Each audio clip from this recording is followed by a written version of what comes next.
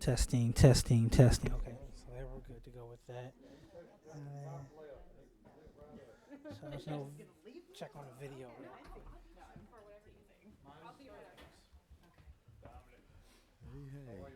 So, did you see the email that Selena sent Yeah, over? about Is it just going to throw everybody? I brought 30 minutes. copies of it. I If they think- want it I for think information. I will. I'll mention that. I'll say that we'll make it available if Okay. But I Okay. believe everybody on the committee was in. In the email. Well, no, they were part of the special session. I don't think we have any freshmen Okay. on the committee. So. Awesome. Hey, there he is. Y'all need us to sit back there, up here somewhere? Right back here's fine. Whatever you want to do. Then. You want to? Will you open this with a word of prayer? I can say the same about So you're public, you on public safety too?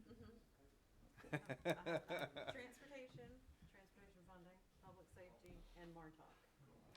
So You just want to be on all the things I'm on. if it's taking you anywhere, I'm staffing it. Dominic, you're not new to the committee though. You were here before. You're new. I'm new to the committee, yes, sir. A few minutes after, are you guys going to stay, like if you're going to make recommendations for changes? I'm Or do you not. want to wait till tomorrow? Yeah, I don't know that we'll have any recommendations. So, but I was just gonna kind of keep Chairman England up to date. I think he's meeting with the other analysts. We don't to like see. change. The only person, Thank you. only person, See it today, great. only person that's tried to give me any trouble is this one over here. So. Chuck frustration? Chuck frustration? Right. Yeah, Chuck's. He's the only one trying to give me trouble. Yeah, thus always. far. So, always. But I think what I told you.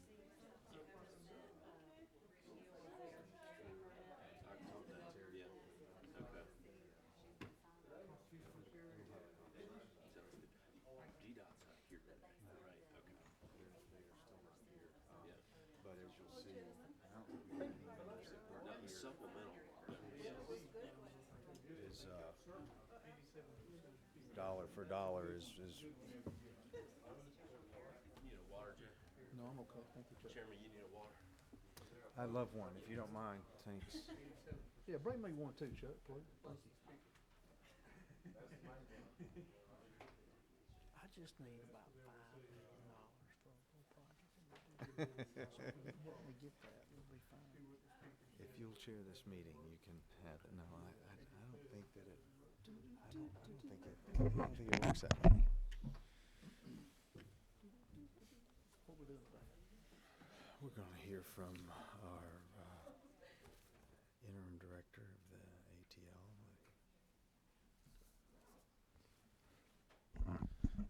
Miss Pam, are you ready? You ready? Okay.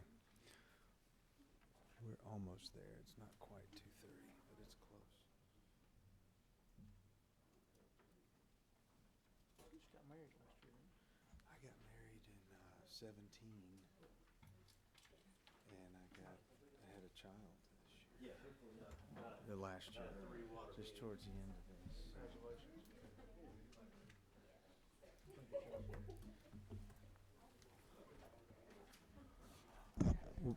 By my watch, we've got the 2:30 hour has arrived, and I want to welcome everybody as we convene this meeting of the Subcommittee on Appropriations Transportation. I was going to ask if he would, please, Representative LaRicchia, to open us up in a quick word of prayer.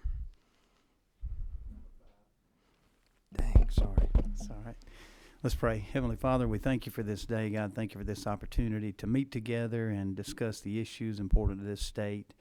Just guide us and lead us in the decisions that we make, and guiding this state into the future, that everything we do would be good for the people and good for you. In Jesus' name I pray. Amen.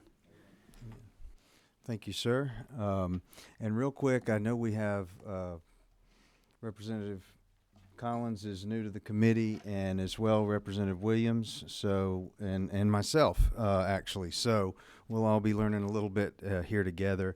I did want to mention it that we under normal circumstances, would hear from Commissioner McMurray, and he would give a report on GDOT. But everything in this supplemental budget that we're going to be talking about was already approved in the special session. And if anybody has any questions, we have some additional information that we can give you after the meeting is adjourned. But we do have, graciously, Director Tomlinson has agreed to be with us to talk a little bit about ATL and CERTA and Greta. And Director, I'm going to turn it over to you and let you explain what you have for us here in the supplemental. Thank you for being here.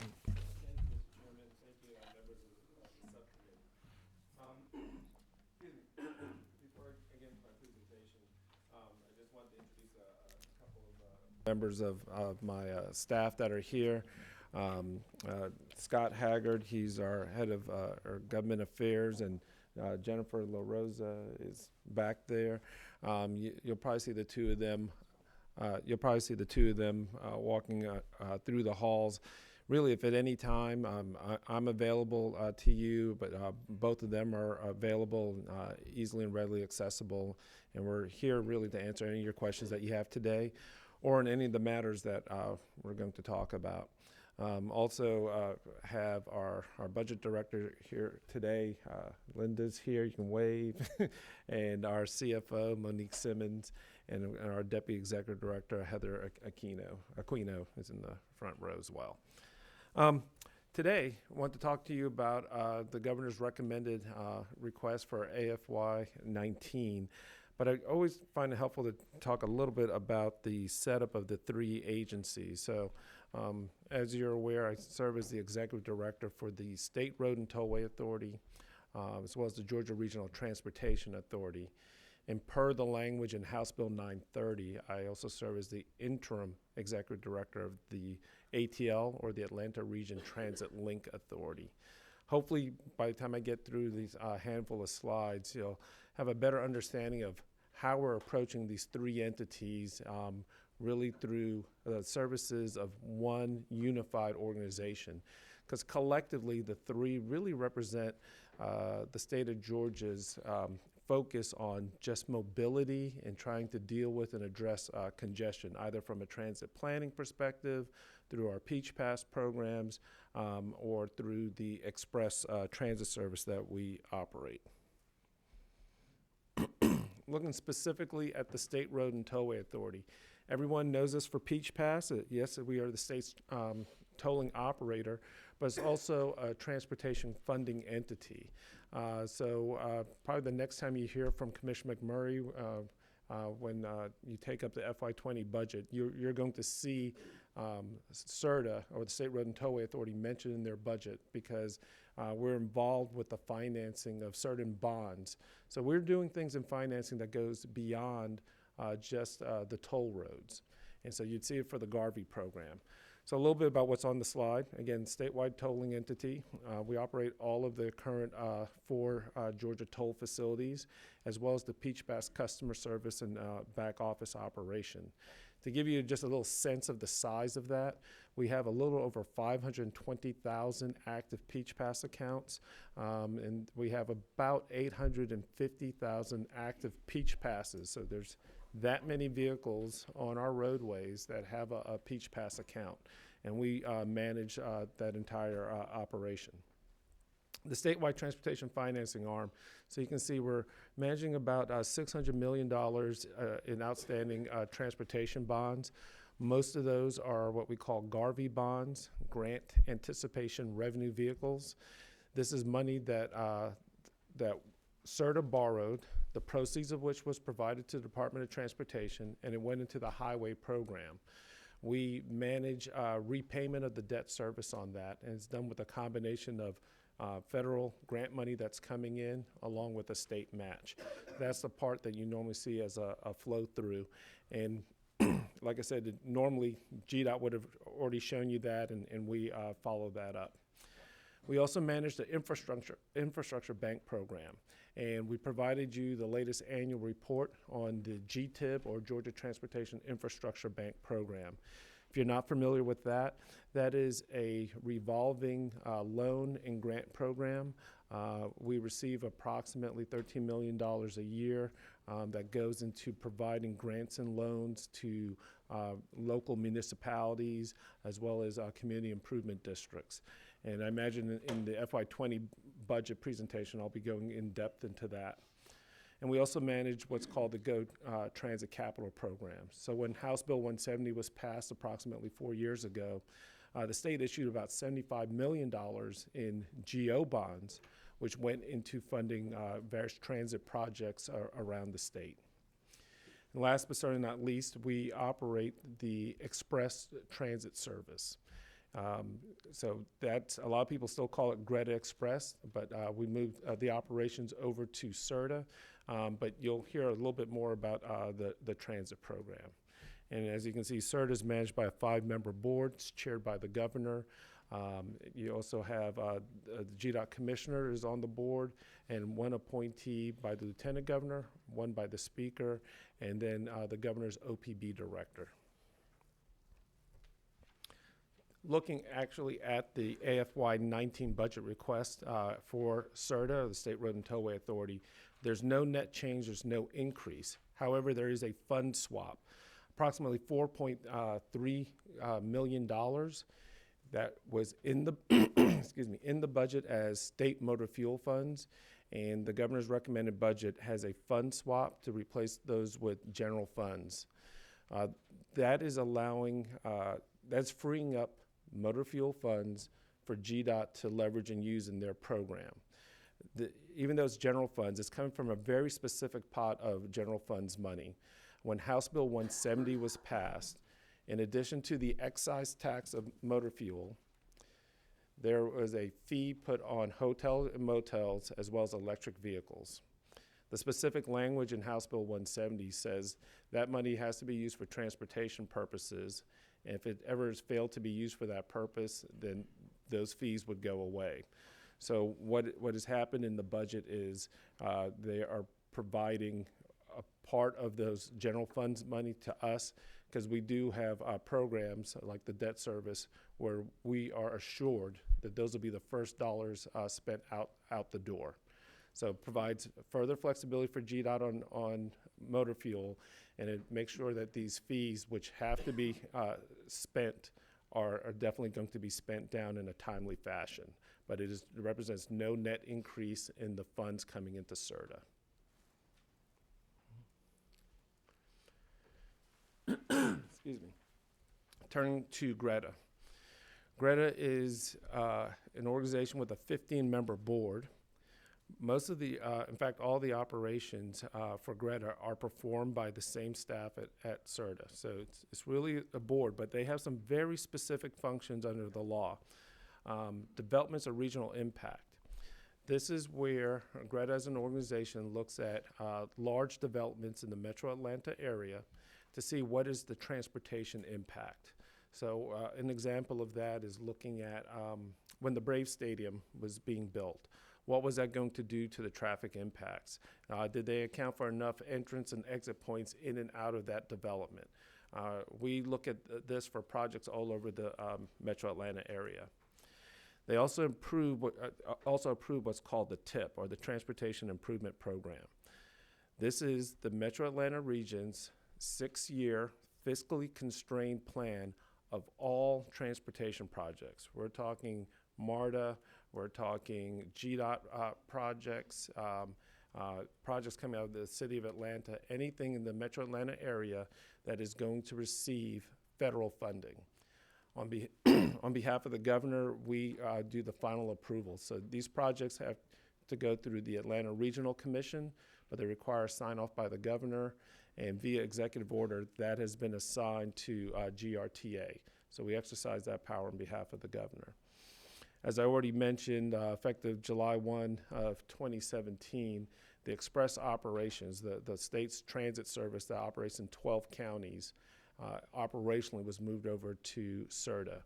What that meant in effect is that we now have a shared customer service center.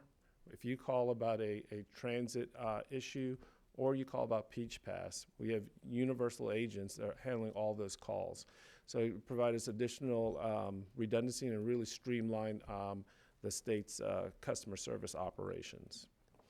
Last but not least, the GRETA board serves as a transit advisory board to CERTA.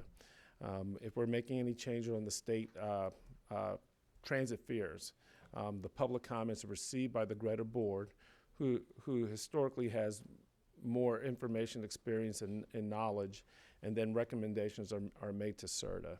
So again, really the big takeaway is one staff providing all these services, but we report to multiple boards who have specialized interests, be it in land use in terms of GRETA, be it in terms of tolling and transportation operations in terms of CERTA.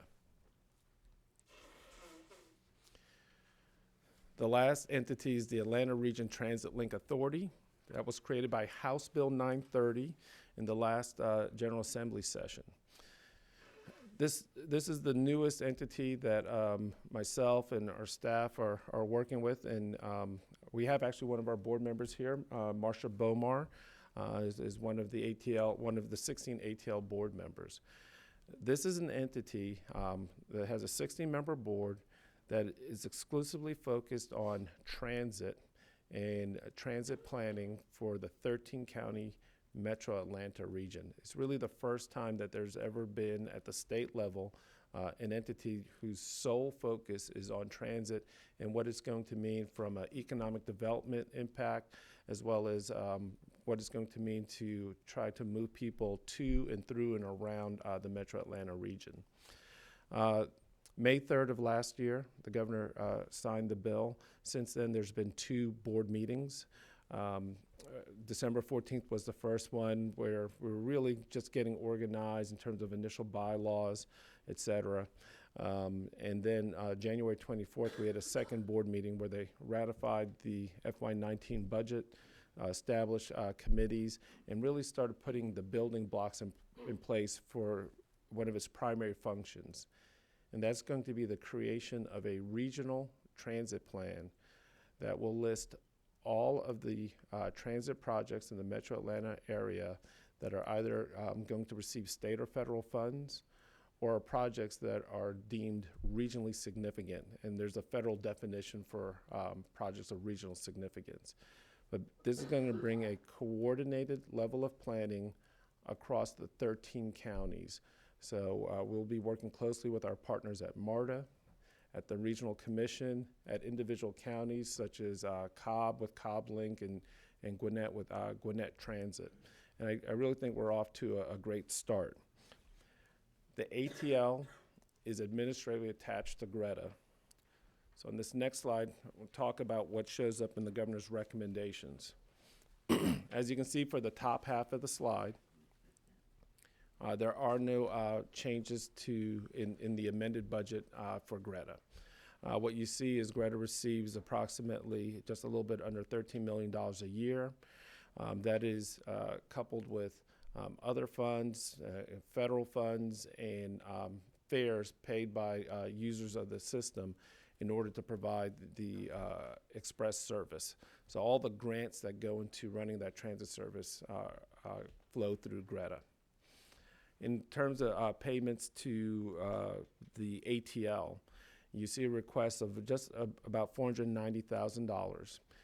That's related to an increase in funding for the ATL to add 3 additional positions to this new authority. And I'm going to leave the numbers for a second and show you the org chart so I can give you some perspective about those positions and what this request means. What you see, and again, I apologize, it's small on the screen, but you each have it in front of you, is a copy of our functional org chart. You can see all of our different areas from the government affairs team that I mentioned to our legal function, engineering, our financial division, operations, and our project management function. Remember I said we're serving everything with one consolidated staff. On your next slide and on the screen, what I've tried to do here is show you, when you look across the organization, what is touching or providing services as it relates to the ATL. The blue boxes represent are existing positions. So before this amended budget, the ATL has a total of 9 positions, 7 of which are funded, are filled, and 2 are unfilled. We would be going from 9 positions to a total of 12 positions. These 3 new positions, 2 would go into what you see in the far left column, our new transit planning division, for a total of 4 positions there. And then 1 position would be added to our financial division under what we call our transit funding function. As the region's planning entity, we are what's known as the designated recipient. What that is all Federal Transit Administration funds that flow into the Atlanta region. We have the responsibility for seeing that money as it flows down from the federal government and understanding where it goes in the region. Those funds come into 2 primary buckets. One we call formula funding. This is money that MARTA as well as Express receives based on how many passengers they serve, how many miles of service. A lot of it goes into what we call state of good repair and their ongoing operations and maintenance.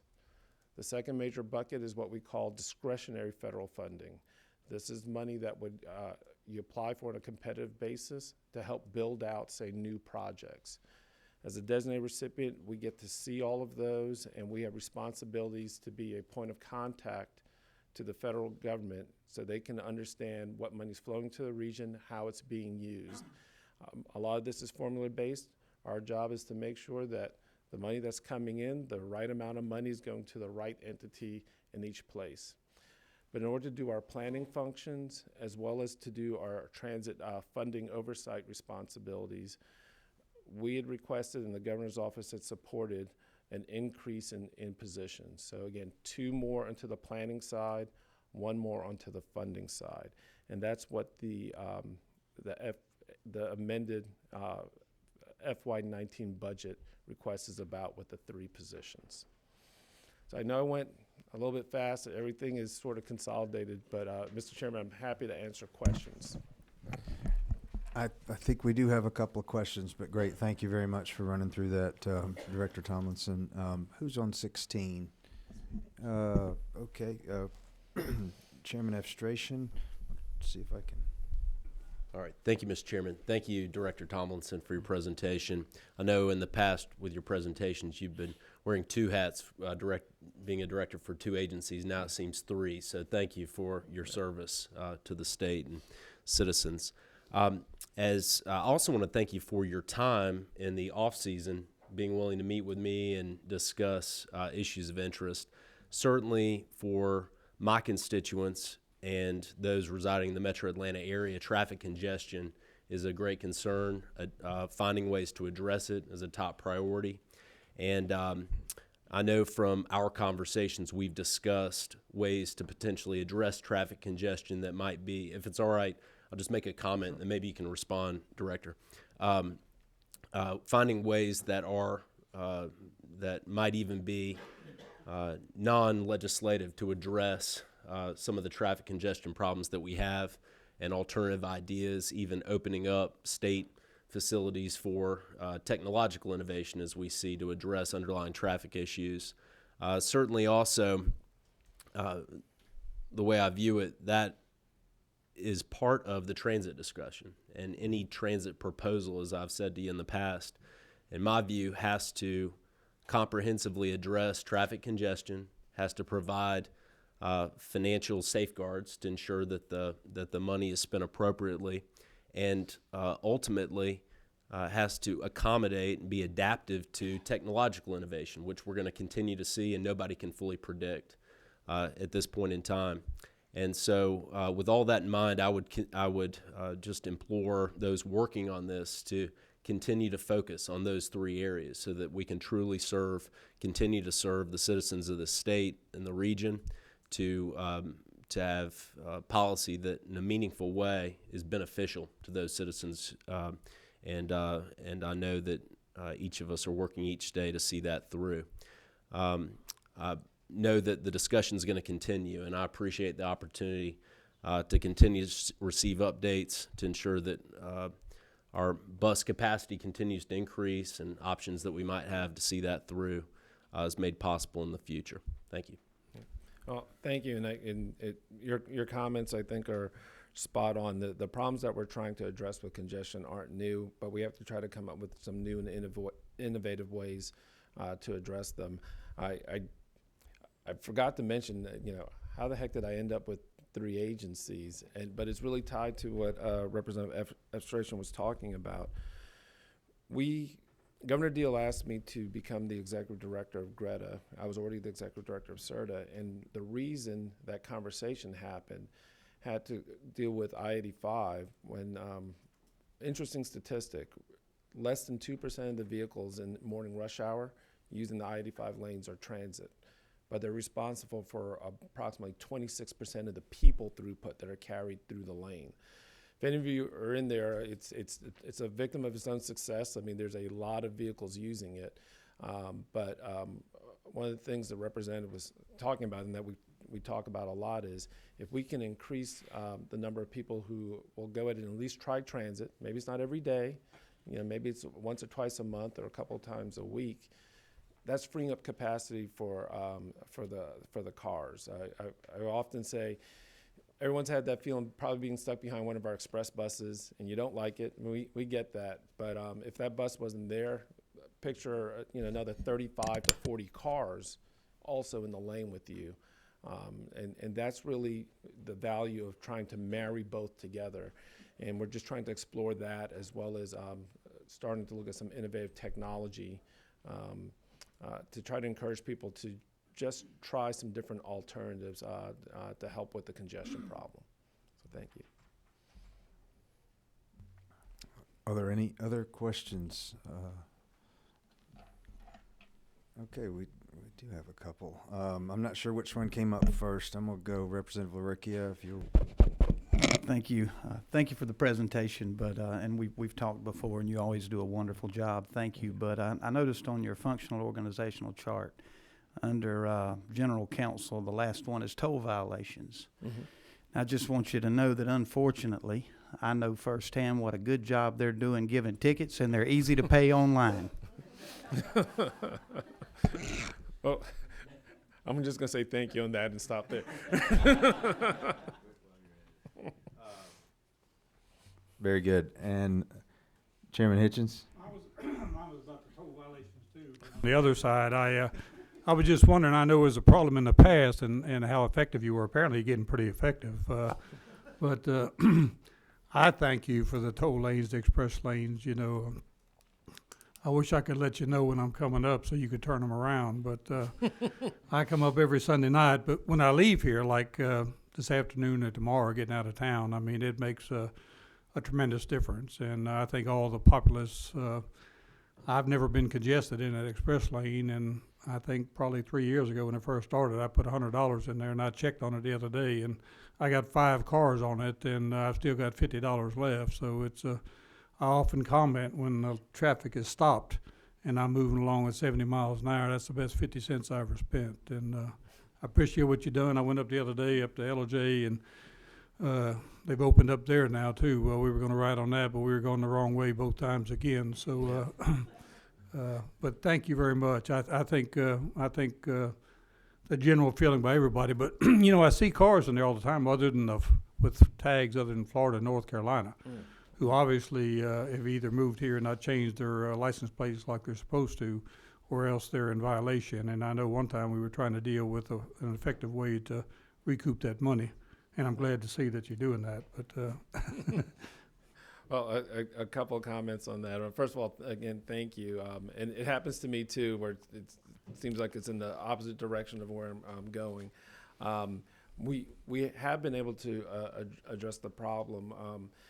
Even if you see a vehicle in the lane and they don't have a peach pass, or you don't see a Georgia or North Carolina or Florida tag, because we are interoperable with Florida and North Carolina. So if you have a peach pass, you can go in any toll road in either of those states. And we're still talking with the folks at Easy Pass and other places to expand that network. But we've had, what we've been able to do is if we see someone who's out of state, we work with a vendor who, and it's pretty much a collection company, but we're not going after them as collectors. Everyone's a customer, maybe they just don't know it yet. But instead, we have an innovative program where they will pay us the amount of the toll trip up front as they then try to reach them in their other states to collect the money. And that's been very successful in terms of making sure that Georgians aren't paying for something and having somebody from another state getting the same benefit, but honestly not paying the same costs. So that's worked well. And Mr. Chairman, one thing I wanted to mention, because we received some questions about the closure of the lanes the other day. I mean, obviously, it's always about safety first, and we work closely with our partners at DOT in trying to make those decisions.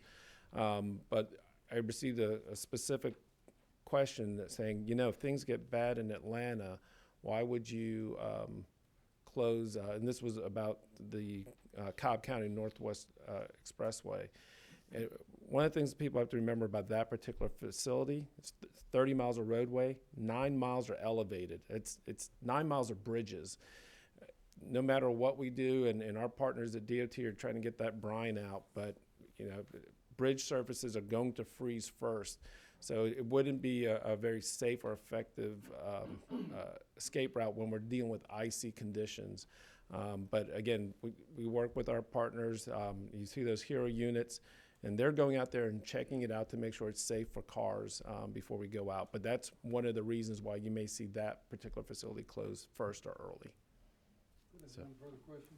Yes, sir. What's the turnaround time, or do you ever turn it around? Like if you have an accident or something, there's a big event, do you turn it? And it looks to me like it'd probably take an hour or so to turn it around and do it safely. You're pretty much spot on. So each day between 11 and 11:30, both the 75 South Metro facility and the Northwest Corridor facility go into their reversal operations. Northwest Corridor takes about an hour because, again, it's 30 miles of roadway. And what we're doing, we have computers, we have sensors, but for the safety of the public, we're literally sending hero drivers to look for anyone that's in the facility, anyone that's been broken down. Unlike in normal highway, even if you see a car on the shoulder, we don't want a driver to be driving this way and even see a car that's facing the opposite way. And so literally every day, heroes sweep it. 75 South, same thing. We've been operating that one now for almost 2 years. They can do that in about 30 minutes if there's no problems.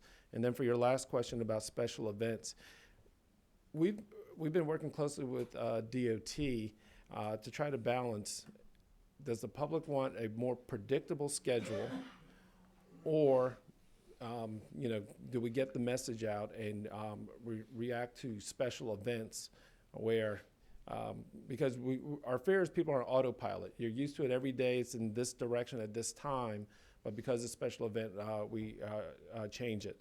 But we've been working with DOT, and they have been looking at doing more work with special events, especially 75 South, Atlanta Motor Speedway, measuring data over the past 2 spring breaks to figure out when to reverse it to allow for the traffic coming in and coming out. And so it's a little bit of an art more than a science, but they're using historical data to make those calls. Well, during weekday commutes, it's very obvious, and it's a great job of that. I just know sometimes special events occur in Atlanta that have large volumes of traffic coming or going, and I didn't know whether there's any rationale to that or whether you just maintain the same times. They definitely react, and actually it was Hurricane Irma right after we opened 75 South, but then I think it was the first 60 days we had it focused just southbound to help accommodate the Florida evacuees. And we actually suspended tolls that, again, help our neighbors from Florida. So we definitely do react with the times. Thank you. One other question, Representative Rutledge. Thank you, Mr. Chairman. Yes. Henry County, the managed reversible lanes, well, I guess 2 years been running now. Mm-hmm. Is the revenue generated, the amounts meeting the projections of what And are those, the revenue amounts on a website visible to anyone, or? Well, so two questions there. The revenue amounts right now are not meeting what we projected. It's a good thing and a bad thing. The reason for it is that roadway more quickly than forecasted hit what we call the tipping point, meaning enough people are using it that there's been a corresponding improvement in the general purpose lanes. And so, so there's a lot of people, especially when you look at the data from before it opened, that I believe the general purpose lanes are now about 10 miles per hour faster on average than they were before this facility. So some people are saying, hey, this is enough of a benefit for me not to be in the lanes. So that was that tipping point where it's balanced faster than forecasted. So we're looking at it. And in terms of the information on the revenue being posted, we post online, and actually I think it just went up, our audited financial statements as of, was that earlier this week or last week? The days are a blur. But yes, you can find on CERTA's website every single year, Department of Audits audits us, and you can see very specific financial information for all of our facilities.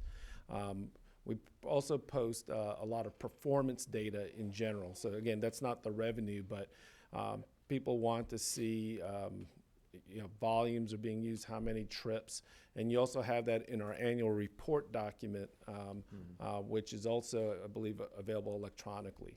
But the audit financial statements would give down to the dollar information on every single facility, and that's on the website. Okay, thanks. I don't see anything else lit up. Any other questions from the committee? Well, that is our hearing.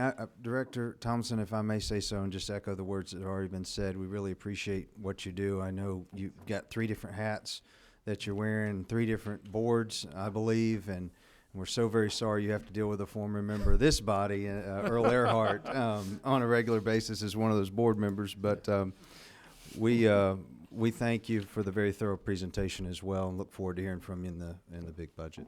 It's my pleasure. Thank you so much. Thank you. If there's nothing else from members of the committee, we will stand adjourned. Thank you very much.